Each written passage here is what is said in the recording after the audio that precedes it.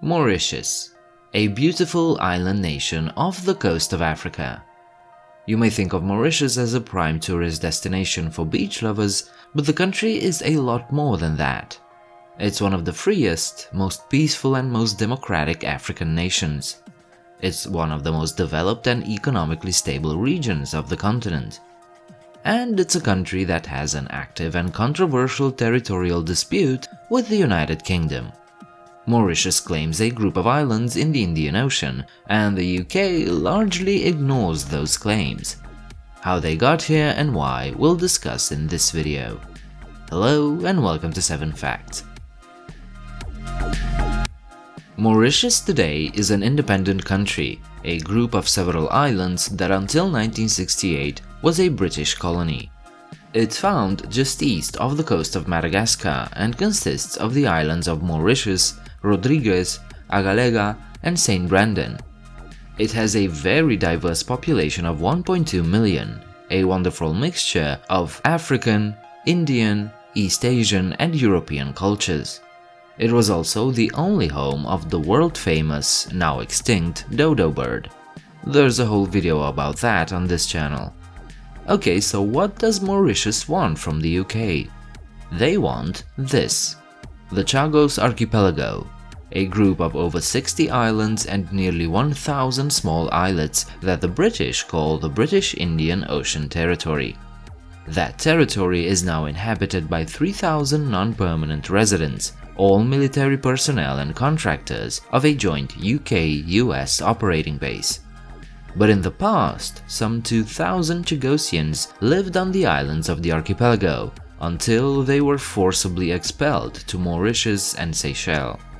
Before this deportation, the islands were administratively part of Mauritius, but just 3 years prior to the country's independence, they were separated to form a new territory. The only inhabited island today, Diego Garcia, was leased to the United States for military purposes, barring entry to casual tourists, the media, and former inhabitants. Now you can see the problem. Chagosians want to return, Mauritius wants to administer the land, but the UK doesn't want that, and the US military isn't going anywhere anytime soon. So how did they end up with such a mess of a situation? For that, we need to better understand the history. Mauritius's history is not very long. When it was discovered by Portuguese sailors in the beginning of the 16th century, it was uninhabited. While the Portuguese did first record the existence of Mauritius, I do have to mention that Arab sailors already knew about it before them. Nevertheless, the islands were uninhabited and didn't belong to any country. The Portuguese were the first known Europeans to land on Mauritius and established a visiting base, but otherwise had no interest in these islands. The Dutch then came, named the island Mauritius after their Prince of Nassau, Maurice, and attempted to settle the island and open plantations. They introduced new species like sugarcane and tobacco, brought cats, dogs, pigs, deers, and rats, while the previous Portuguese sailors brought macaque monkeys. These newly introduced species, plus the creation of plantations, plus hunting by humans, brought about the demise of the famous dodo bird in less than 100 years. The human settlements didn't last very long either. The Dutch abandoned the islands in 1710. But that wasn't the end of it, of course. Just 5 years later, France came and took control of Mauritius. They developed the islands and established a prosperous economy, with a lot of slaves and indentured workers both from Africa and India. Then, during the Napoleonic Wars, the British managed to seize the colonies, and starting from 1810, Mauritius became British. Under the British, slavery was eventually abolished, but the number of indentured laborers exploded. Nevertheless, the islands developed and reached prosperity by the 20th century. By 1965, it became clear that Britain wanted to relieve itself of this colony, but the same year excised the Chagos Archipelago from this territory. 3 years later, Mauritius became an independent country. Reaching this point, and the developments since then weren't all smooth sailing, of course, but this is the shortened history of Mauritius. So now let's see what went on in Chagos. In early Maldivian oral tradition, the Chagos Archipelago was known to exist, where local fishermen occasionally became stranded. But these islands were too far and too isolated to be settled, so when Portuguese explorers found Chagos in 1532, they were completely uninhabited. These sailors were the ones who called the group the Basas de Chagas, Chagas meaning wounds and referring to the holy wounds of the crucifixion of Jesus. But the Portuguese never incorporated the islands into their empire. They were economically and politically too uninteresting. It was the French who first laid their claims on Chagos after obtaining Reunion and Mauritius. This was in the 1770s, and it brought about the establishment of coconut oil plantations and the first successful colony on the island of Diego Garcia.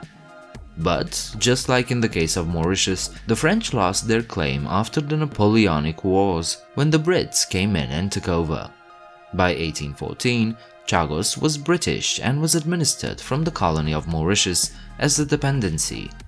The locals were initially slaves, who eventually became free men after slavery was abolished. During the following period, Chagosians were primarily working on coconut plantations, and there was a relative monotony on the islands. Until 1965. That year, the UK purchased the entire Chagos Archipelago from the then self-governing colony of Mauritius for £3 million to create the British Indian Ocean Territory. Their intention was to close the plantations so that the United States could conduct military activities in the region.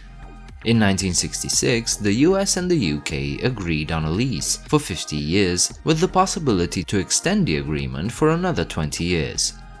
So, Camp Justice was built on Diego Garcia Island and all the plantations were gradually closed, and the locals were all expulsed either to Seychelles or Mauritius. The deportation of Chagosians from their homeland was carried out by the United Kingdom at the request of the US government. It began in 1968 and was concluded in 1973, and it was not pretty. The people deported, some 1,000 to 2,000, were mostly the descendants of former slaves from Mozambique, Madagascar, Sumatra and other areas, plus Chinese, Somali and Indian workers who were brought in. Legally, they didn't own any of the land they inhabited. All of the islands were always owned by plantation companies and later by the British government. The Brits closed the plantations they bought, on the one hand because they weren't very profitable, but first and foremost because they wanted to deprive the Chagosians of an income, thus encouraging, or rather forcing them to leave voluntarily. There was also a legal effort to classify Chagosians as non-residents but temporary inhabitants. Starting from March 1969, Chagosians visiting Mauritius were no longer allowed to return home, which left them homeless and unemployed.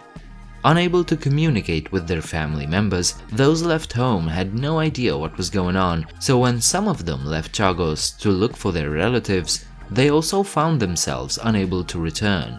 To scare those left home, the authorities decided to kill all pets found on the island. Over 1,000 pets, mostly dogs, were taken by force and gassed with exhaust fumes. Also, food stores were allowed to deplete in order to pressure the remaining inhabitants to leave. By 1971, Diego Garcia was emptied, and 2 years later, all the islands were completely deserted. Out of all the islands, only Diego Garcia was chosen to host a military base. In 1971, the first US Navy personnel arrived and surveyed the lands and waters. That same year, the naval base and a runway were already built. The Americans were keen to establish a military base in the Indian Ocean to counter Soviet influence and maintain an American dominance in the region. As an added bonus, this military base offers the chance to protect the sea lanes for oil transportation from the Middle East. Over the decades, Diego Garcia proved to be an unsinkable aircraft carrier, from which the United States could mount offensives during the Iranian Revolution, the Gulf Wars, or the war in Afghanistan. At any given point, there are between 3,000 and 5,000 US soldiers stationed here, all part of the Navy, the Air Force, and communication stations. While we don't know if there are any nukes stored here, it is entirely possible that this is in fact the case. The Chagosians who were forced to leave live on the fringe of society in both Mauritius and Seychelles. While some did officially receive compensation, in most cases that money came late, was not enough, or simply never reached its destination. To this day, these people asked to return back to their home, but the British and American governments routinely denied their requests. In 2010, the UK established the largest fully protected marine reserve around the archipelago, nearly twice the size of Great Britain. The reason, though, wasn't to protect nature, but to prevent the islanders and their descendants from resettling, as the exploitation of resources is now prohibited. Mauritius initiated proceedings at the Permanent Court of Arbitration against the UK, stating that they breached a UN resolution when they separated Chagos from Mauritius, the creation of the reserve is not compatible with the rights of the Chagosians, and the UK basically had no right to create it. In 2015, the court ruled in favor of Mauritius and declared the reserve illegal. In 2017, the United Nations General Assembly voted in favor of referring the territorial dispute to the International Court of Justice. In 2019, the court reached the conclusion that the United Kingdom broke the law when it separated Chagos and Mauritius, and the country is obliged to end its administration as rapidly as possible. As a result, the UN General Assembly adopted a resolution that affirmed that the Chagos Archipelago, which has been occupied by the UK for more than 50 years, forms an integral part of the territory of Mauritius. The resolution also demanded that the UK withdraw its colonial administration unconditionally within a period of no more than 6 months. But since these court rulings and UN resolutions are advisory in nature, the United Kingdom basically ignored them and kept its ban on resettling. In 2021, the UN's International Tribunal for the Law of the Sea ruled that the United Kingdom has no sovereignty over the Chagos Archipelago and that Mauritius is sovereign there. So, despite international rulings, the United Kingdom maintains Chagos as an overseas territory. Meanwhile, the Chagosians remain a homeless nation and are forbidden to return. Most of them live in Mauritius, the UK, and Seychelles. Since they have their own culture and dialects, they had difficulty integrating in other societies and routinely faced discrimination. Despite numerous protests and legal wins, as it stands today, it is unlikely that Chagosians will be allowed to return to their home islands anytime soon. Mauritius did state that they are willing to allow the US military base to remain, but that alone doesn't seem to be enough. Unless there's actual international pressure and legal consequences for their actions, it doesn't seem to be likely that the United Kingdom would give up a strategically located territory.